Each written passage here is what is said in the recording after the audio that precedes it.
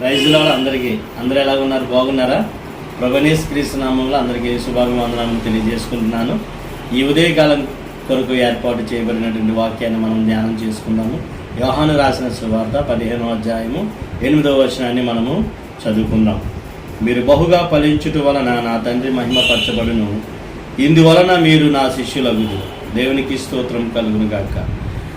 దేవుని యందు మనము ఫలించాలి.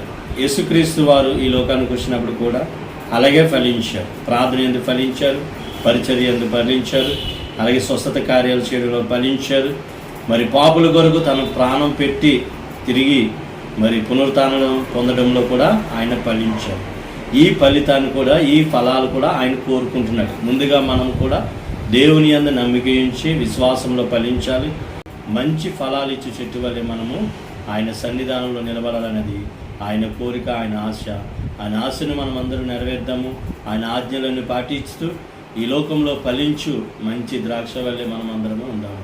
దేవుడి మాటలు దీవించి ఆశీర్వదించు.